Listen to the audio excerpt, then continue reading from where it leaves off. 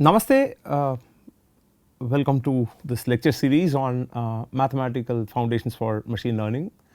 In the last 4 weeks, we have been looking at the ideas of linear algebra, vector spaces. We looked at linear transformations. We looked at projections. We looked at eigenvalues, eigenvectors, and so on. We also looked at the idea of eigen decomposition. We looked at singular value decomposition, principal component analysis, and a whole bunch of things in linear algebra. Now it's time to move on. So what we'll be doing is we'll be looking at the ideas of probability and random variables and a little bit more in the next 4 weeks. So we will look at the foundations of probability, or I would put it like probability foundations for machine learning. And then we follow it up with calculus, and we look at applications. So in the next 4 weeks of lectures, we will be looking at probability, we will look at random variables, we will look at the ideas of multiple random variables, then we look at covariance and a whole lot of things. So in this week, the contents will focus on the very basic ideas of probability, like what is probability, what are events, and so on. We will go till Bayes theorem, and post Bayes theorem we will start with the ideas of random variable. So on that note, let us get on to an exciting journey into probability, right. Okay. So what is this probability all about? Why would somebody want to study the ideas of probability? And why is it very important as far as machine learning is concerned? Okay. So this is something which we would have studied, right from our high school level. We would have studied the notions of probability, where people would have taught you that probability is nothing but a number of favorable events by the total number of favorable what do you call outcomes divided by the total number of outcomes, and definitions like that. Let us just take a step back and then see why would we need to study this, and then why would we want to have definitions like whatever we have studied before. And let us look at what is meant by event. Let us look at a very formal way of defining all these things. Okay, so when does this idea of probability come into picture at all? See, it is not like you talk about probability when you conduct an experiment and there is only one outcome out of it. You always have a problem whenever there is an experiment that is conducted which has multiple outcomes. That, for example, it could just be saying, look, I just want to go for a walk. Now you have the weather, which is going to be either too sunny, or it could be too rainy. Now the thing is, like, you might want to check whether it is going to rain now or not. What are the chances of it raining, and what are the chances of it remaining sunny, right. So you could, so why would we want to even look at probability? In fact, I mean, I have seen in most of my courses, when you teach probability, the first question that you ask is like, what is probability? The very interesting answer that we get is chance of occurrence of an event. Now the next question goes is like, what is an event? And that is where the problem starts. Like, so event, typically the answer is like, okay, anything that happens. Oh well, that is not what it is, right. So we have very formal definitions and stuff, so we will look at that. So why would we even want to study this probability? I mean, I am banking on the basics that you have studied in school, and from there we will take up, as I said. So probability, people would have said, okay, I want to toss a coin, I want to find out what are the chances of me getting ahead in that toss, right. Or what are the chances of me getting a tail in that toss, right. That could be the case. Or probably I roll a die. The question is, what are the chances of me getting a 1, or what are the chances of me getting a number 6, and so on, right. Or probably it could even be this, like where I go for a surgery. Now what are the chances of me coming out successfully of the surgery, or what are the chances of the surgery leading to a failure, right. So these are things which we really want to ascertain before we actually take a decision. So, we want to study the notions of probability. Basically, we want to study what would you call uncertainty. It is not just about uncertainty, we want to make decisions in the presence of uncertainty, right. We want to make decisions in the presence of uncertainty. Therefore, we ask for certain things, okay, this, does this exist, this happens. So, we ask certain questions and then we go on saying, look, okay, like what I said in the beginning, I want to know whether it is going to rain or it is going to shine.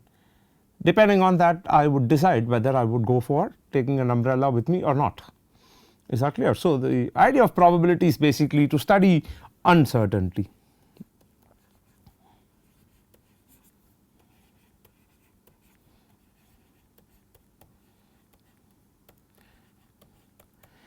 And maybe if you look at it in a different way, it is not just about study of uncertainty, it is also about quantifying uncertainty, right. Like when I say chances of occurrence, the moment I put a chance, there is something uncertain there, and then I want to quantify that. So, I want to give a number which says like, okay, fine, this number kind of indicates to me that, okay, this is going to happen or this might not happen. So, we would probably want to quantify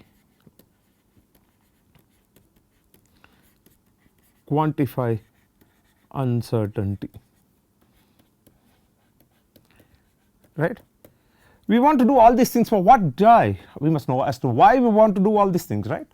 That is more important, because there is no point in doing all these things without knowing why would we want to do this, right. At the end of it, what we want to do is we want to make decisions in the presence of uncertainty. So, what are we going to say? We are going to say to make decisions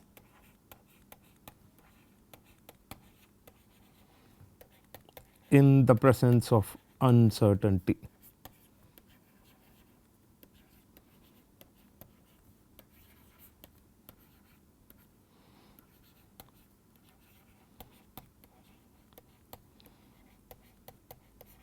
See, for example, I want to go from a place in a city, I want to go from place 1 to a place 2. Now, I would want to know what are the chances of me reaching this place 2 or the destination in say 35 minutes of time from the time I start. So, will I be able to reach within 30 minutes of time or 35 minutes of time. So, what are my chances? Therefore, you start looking at what is the traffic, right. You have a whole bunch of parameters which could affect this. It could be even a simple thing like, when you would have seen in the cricket matches and stuff now. It's like the captains first go for a toss, and based on the outcome of the toss, now somebody is going to decide, whoever wins the toss is going to decide whether he is going to bat first or bowl first. So, what we do is in the presence of uncertainty, we want to make certain decisions, right. And therefore, the decisions that you take are what would you say, they are not they are not exactly the actual decisions that you would take, in the sense since there is a chance of something happening and something not happening, this decision could also be a probabilistic stuff that you have, right. So, what we want to do is we want to study this, and in machine learning it is very important that we always apply this ideas of probability, because you try to predict, right, you try to classify, you try to predict. Now, when you try to classify, there could be there could be a classification error, right. Now, I want to quantify that. When you predict, there could be it may not be an accurate prediction. So, I want to quantify that.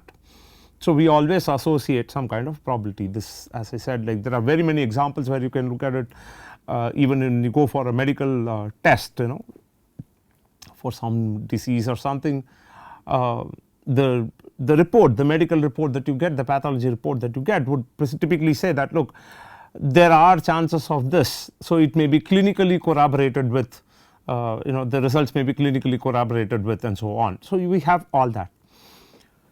So, the question is, so what are the things that we need to know before we actually embark on a journey into probability? The first thing that we want to know is we want to define what is called as a random experiment. the most important idea of this probability and things comes from the fact that there is something called as a random experiment. This random experiment is not just as random as you can think. It is basically an experiment that you do where you have multiple outcomes. The randomness here is basically associated with the multiple outcomes that you have, right. So, when you know all possible outcomes of this experiment, like suppose I toss a coin, I really know that the outcome can only be a head or a tail. But before I toss, I really cannot say which is the outcome that I am going to get. Am I going to get a head or am I going to get a tail? And there exactly where the idea of probability comes into picture, right. So, random experiment is nothing but an experiment with known set of outcomes, an experiment with known set of outcomes.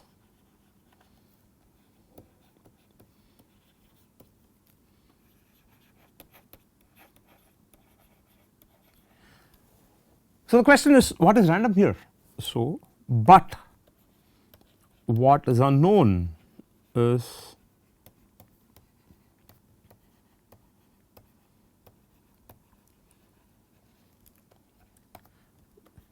the outcome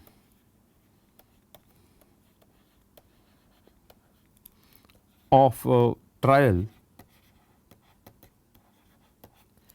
before the trial is conducted.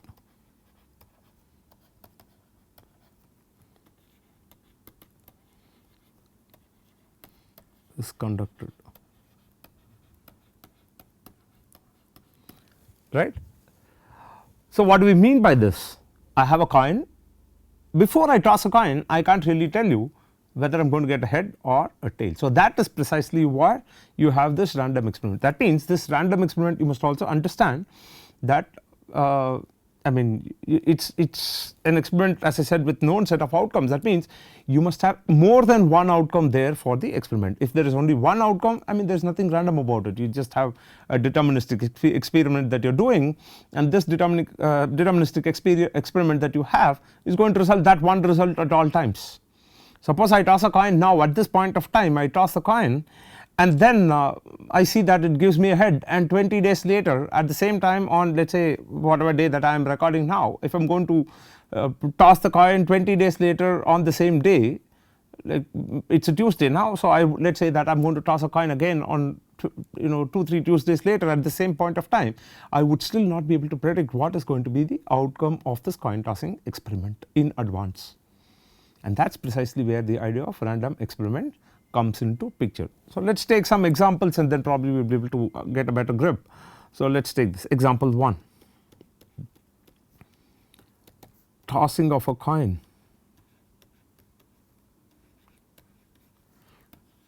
Tossing of a coin is a random experiment because the outcomes associated with this, the outcomes are head, tail.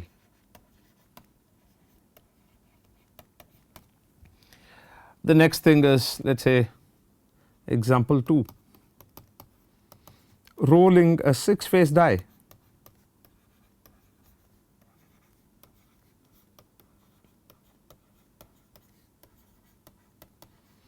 The outcomes are basically the numbers 1, 2, 3, 4, 5 and 6. So, these are the possible 6 possible outcomes that you have, and before you roll a die we will not be able to predict what is the outcome of that particular trial is going to be, right. So, that is what we call as random experiment. Now, what is interesting is whenever we conduct a random experiment, the list or the complete list of all possible outcomes must be known. That means there cannot be a surprise that you get out of the experiment, which means before you conduct the experiment you list out all possible outcomes, make an exhaustive list of all possible outcomes, and that list of all possible outcomes, that set of all possible outcomes is what we call in probability as the sample space. So, let us write this definition. Sample space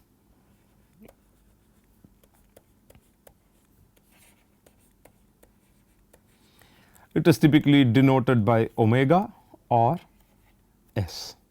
Sample space is nothing but the set of all possible outcomes of a random experiment, the set of all possible outcomes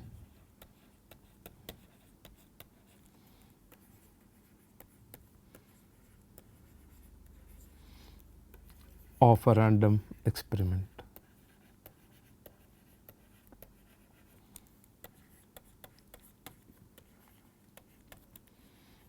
Right. Again, let us list out what they are. Let us take this case example 1, coin tossing experiment. Experiment is tossing a coin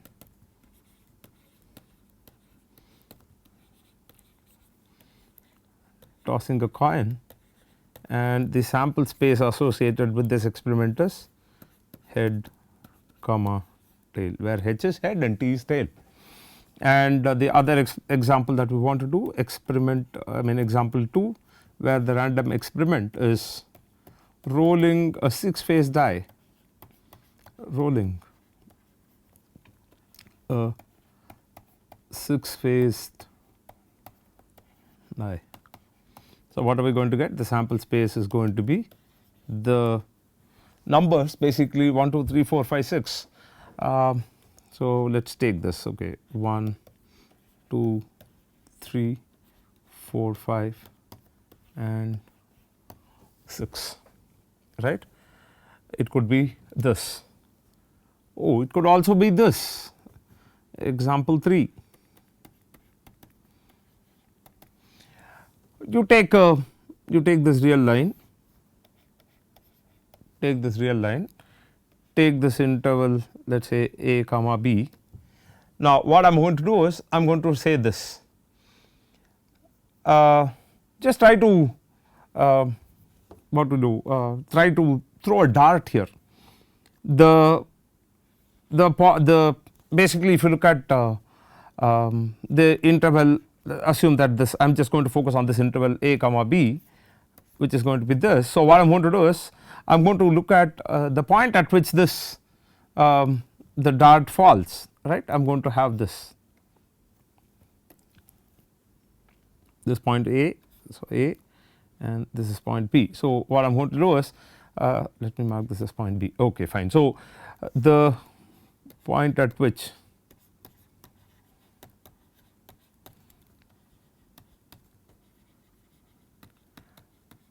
a dart falls,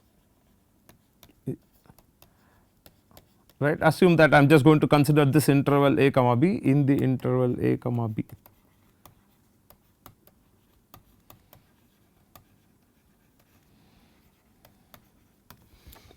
right.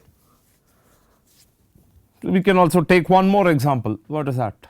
Oh, this is a typical example that is given. So, you take this example 4. You want to look at let us say the experiment of measuring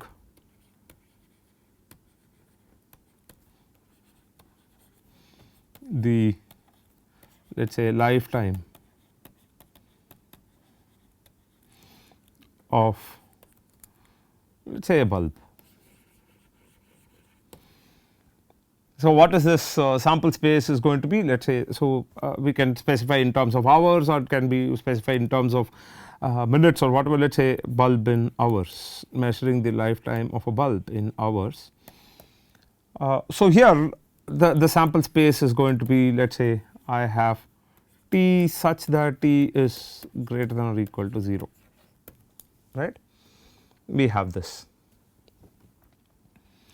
Okay. So, these are all typical examples of your sample space. Now, what do we do from here? So, sample space is there, therefore, let us also write this. So, every element of the sample space is basically the outcome of the experiment. Every element of the sample space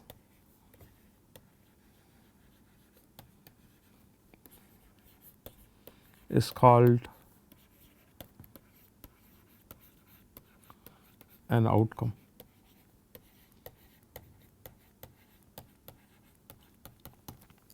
Right, it is called as an outcome. Now, what we want to do, we do not want to look at individual outcomes, but probably let us say we want to look at a set of outcomes or a subset of the outcomes, right. So, what we want to do is we want to look at subset of the outcomes. So, we want to look at subset of the outcomes, or we want to look at the basically we are saying we want to look at some subsets of the sample space.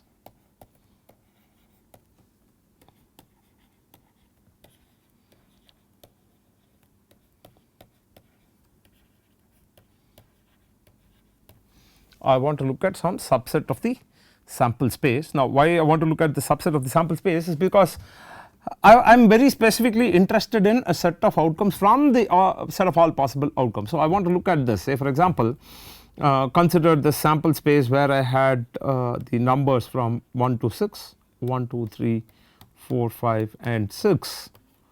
Now, I want to define the subset A, which is basically the set of all, let us say, odd numbers, and let me have this other set which is basically the set of all even numbers, numbers which are not odd. So, I am going to say B is nothing but, let us say this, the remaining elements 2, 4 and 6. Now, I want to know, instead of asking what is the probability or what are the chances of getting 1 or what are the chances of getting 3 or what are the chances of getting 5, I am going to ask this question: what is the chance of getting an odd number given that this is the sample space, right, given that the sample space is 1, 2, 3, 4, 5, 6. I ask what is the chance of getting an odd number. Now, chance of getting an odd number could be the chance of getting a 1 or the chance of getting a 3 or the chance of getting a 5, right, because the set of odd numbers in this list is basically just 1, 3 and 5. So, I want to look at the chance of getting a 1 or a 3 or a 5, and therefore, now I call this event A for which I am going to for the subset A for which I am going to look for chances, right. I have the subset A of the sample space for which I am going to ask what are the chances of getting elements from this subset. I am going to call this subset by a specific name, and that is what we call as event. So, I call A is basically the event of getting an odd number, right. So, how do I define my event? Event is nothing but the subset of a sample space, the subset of the sample space. Now, wait, there is a question here. Now, given that this is the sample space, how many subsets are possible? This is something which we would have studied in our school. So, given that there is a sample space with 6 elements, how many possible subsets are there? Now, we all know that if you have a finite set, let us say with n elements, the number of subsets corresponding to this finite set, the universal set with n elements, is basically equal to 2 power n, right. So, first of all let us look at this. So, omega, the number of subsets is equal to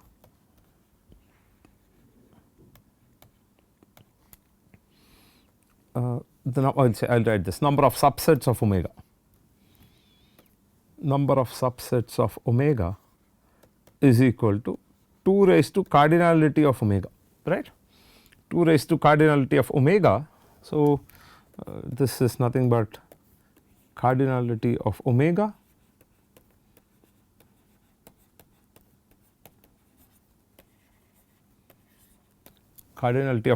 and in this case in our example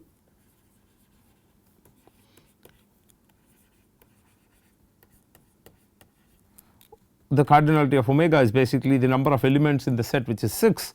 So, I am going to say therefore, the number of subsets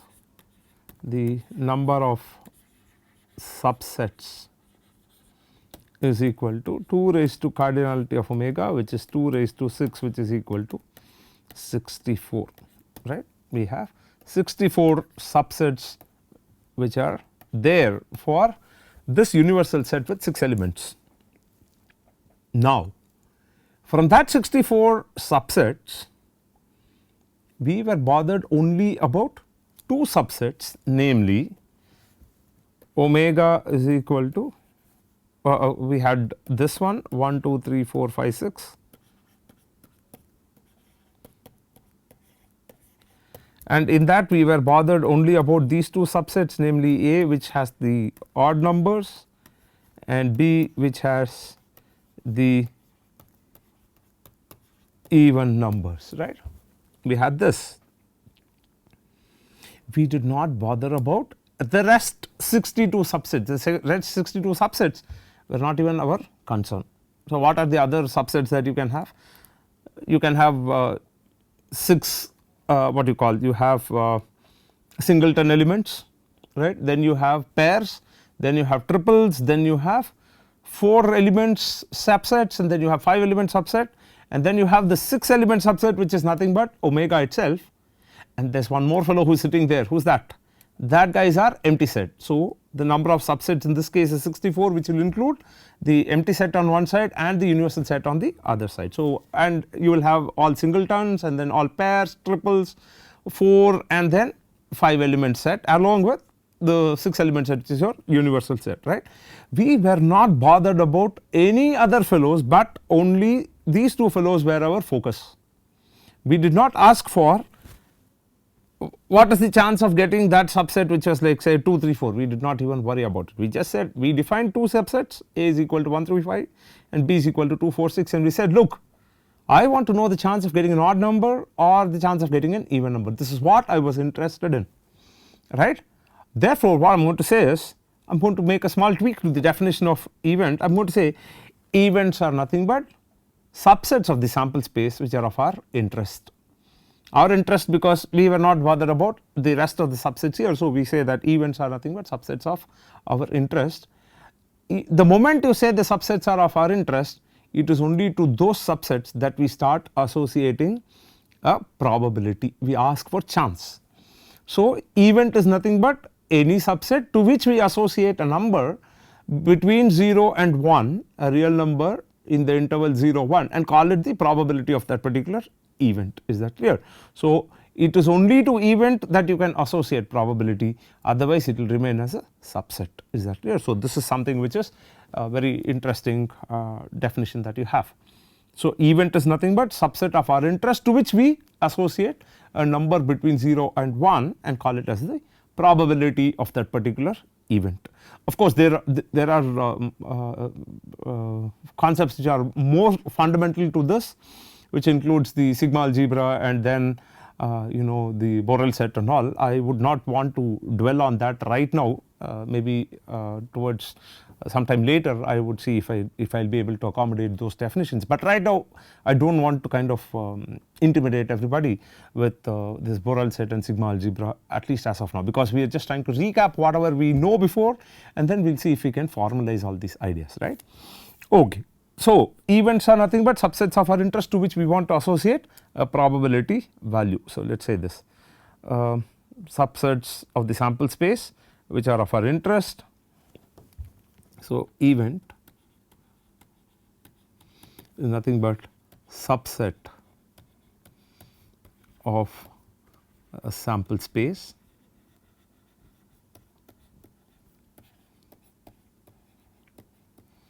which is of our interest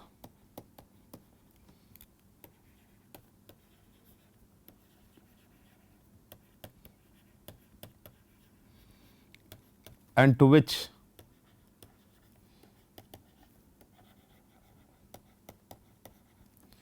we associate a number in the interval 0, 1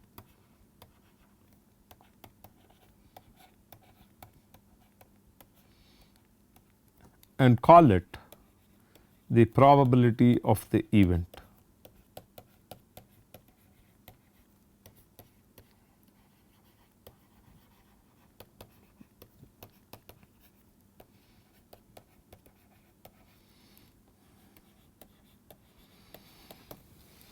right. We call that as the probability of event. So, in this case we can ask for probability of the event A, and we can also ask for the probability of the event B, right, because these are the only two subsets out of all 64 that we are interested in. Therefore, I ask for probability of these two subsets which are basically the events, right. So, that is interesting. Now, the question that we have is, okay, look, on the one side, Prof, you keep talking about universal set, subset and all those things. On the other side, you keep talking about sample space, event and so on. Like, what is the difference between these two guys? So, we want to establish, or we want to study, like, it is basically the language in which we talk, right. So, we want to find out what is the difference in language that we are using here. So, basically when you say universal set and then subset and then you say power set and then you talk about individual elements of the set, universal set, you talk in the language of set theory. And when you go to probability theory, the language itself is something different. So, where you start talking about the sample space, which is the universal set equivalent here, then you talk about atomic events, which are basically the elements which are there in the universal set.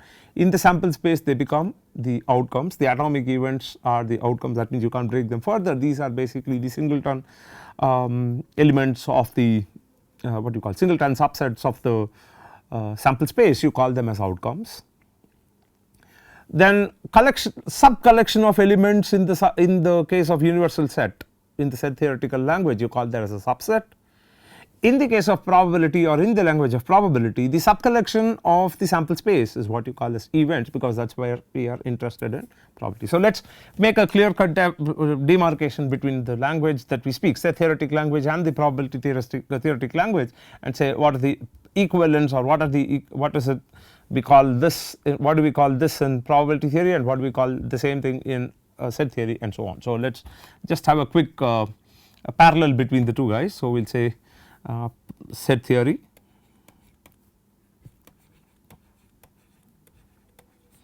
and I have probability theory.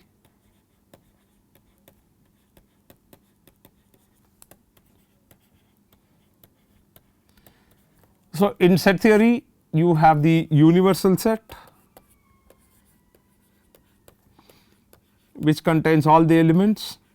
So, you call this as the universal set, here you call as the sample space.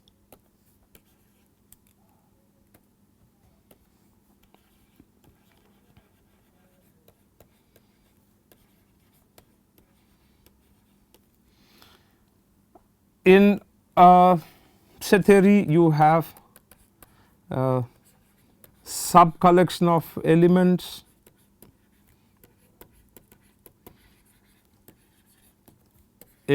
of universal set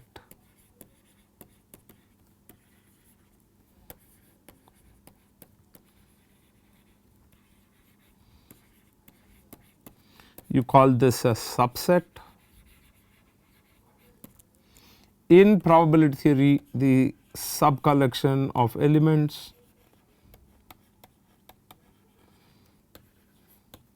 I will call this a sub collection of outcomes of sample space, we call this as events. Then we have this, in case of set theory we have the atomic or the singletons, you call them as simple elements, right. Singletons you call them as elements of the subset or elements of the universal set.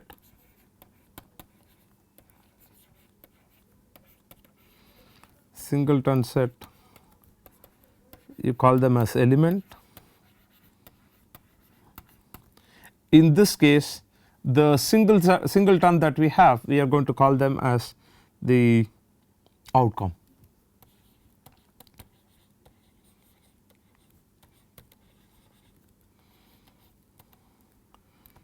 Singleton fellows are basically the outcomes. in fact you can call them as atomic events, you call them as outcomes.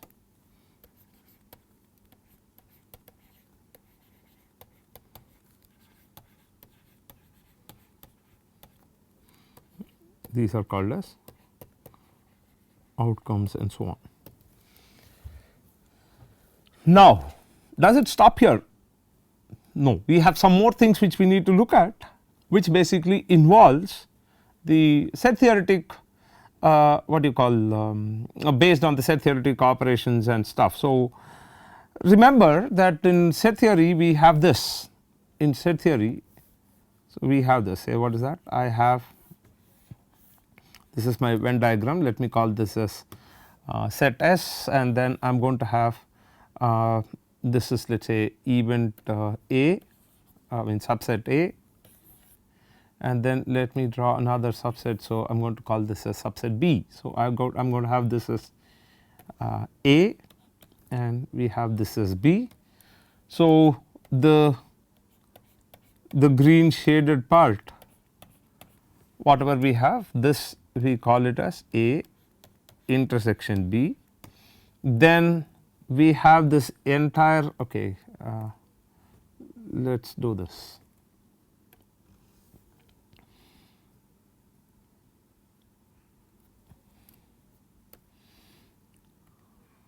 Okay.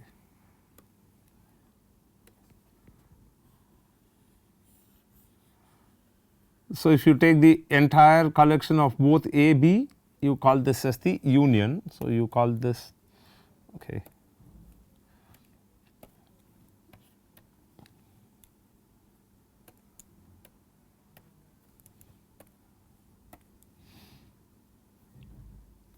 You call this as A union B, that means the elements are there in the set A or set B, this you call it as A union B. Then we also had the other ideas like where you look at complements and so on. Now, in the same way we will do all the same businesses with probability theory also, where we look at union of two events, intersection of two events, complement of events and so on. And on that note, what we want to do is we want to look at this idea of, okay, let us just quickly do a quick definition. So, we have what are called as disjoint sets, disjoint sets in set theory. What do we mean by disjoint set? That means, suppose I have let us say the sample space S and I have event A, I mean subset A, subset B. Now, these two subsets do not have anything in common, and whenever say something in common you are talking about an element which is there in both A and B, that means you talk about intersection of the two sets A and B. Therefore, what I am going to say is whenever I talk about disjoint sets I call this as A intersection B. A intersection B is basically the empty set which is denoted by either this symbol or this, right. That means it contains nothing, it is a null set. So, disjoint set implies A intersection B is a null set, this everybody knows, right. Now, the same thing I can talk in terms of probability theory also, where I have instead of set I am going to talk about events. I am going to talk about events here. I have probability theory, where I am going to talk about not disjoint sets, but I am going to talk about disjoint events, disjoint events. Disjoint event implies the same thing I have my sample space which is omega, and I have my event A and event B. Event A and event B contain nothing in common. So, I am going to say A intersection B is basically the empty set, and I do not stop with here because I am just doing the set theoretic operation here, but it has to become an event. Therefore, I will say the probability of A intersection B is equal to the probability of empty set. We will come to this definition, I am just going to make some comments here. I am going to say this is going to be 0. So, disjoint events means the events do not contain anything in common, that means the intersection of the two events is basically empty set, and the probability of getting an empty set is basically the probability of I mean getting nothing is basically 0. So, this is what it is. We will have a formal definition of probability and other things I mean soon in the next lecture. So, what we are going to do is we just had an idea about the basic terms and terminologies associated with probability. We just saw random experiment. What is a random experiment? We saw what are the what do we mean by outcomes. We said like why is it, in fact we started off with asking this question, why do we need to study probability? We said that look, we want to make decisions in the presence of uncertainty, right. It could be simple, okay, where okay this is the mark that I am going to get and I have so many options in front of me to join which college, which department and all those things, which branch. So, the question is like I have so many options, what do I choose, what are my chances of getting this particular department in this particular university. So, these questions are always there. So, whenever we said that whenever there is a random experiment with multiple outcomes, there is a kind of I mean there is a kind of uncertainty there. So, you start asking what are the chances of getting this, that, etc., and so on. So, that is exactly where we got into the idea of random experiment. We said that random experiment is nothing but the experiment with multiple outcomes, and then we also looked at you know the definition of event. We said event is nothing but a subset of the sample space for which we are going to associate a probability. That means I mean we do not associate probability number with every subset of the sample space. We say okay, those are the subsets which I am interested in. We also took that example where we had 6 outcomes in a sample space. We said that we are going to have 2 power 6, which is 64 subsets we have. Out of the 64 subsets, we were not interested in all the 64, but we were looking at only the subset which had the set of all odd numbers and the subset which had the set of all even numbers. We were bothered only about the chance of getting an odd number or the chance of getting an even number. That means the chance of the event happening A, the event A happening, and the chance of event B happening. This is what we were interested. We were not bothered about any other subset. Therefore, we tweaked our definition of event to be a subset of the sample space of our interest, for which we are going to associate a probability value, which is a real number between 0, which is a number in the interval 0, 1, both inclusive, right. You can have a probability to be 0, chances to be 0, you can have chance to be 1 and so on. And we also saw the parallel between set theory or the set theoretic language and the probability theoretic language. We understood you know what each means, and then we also got into the some kind of operations, set theoretic operations where we talk about intersection, and then you say disjoint sets and so on. We call that as disjoint event here and so, but we have still not defined what a probability is. We have just done the ground digging for us to put all our thoughts together and then define probability. So, in the next lecture what we will do is we will look at the definition of probability and we will go ahead with some more ideas of probability. Namaste.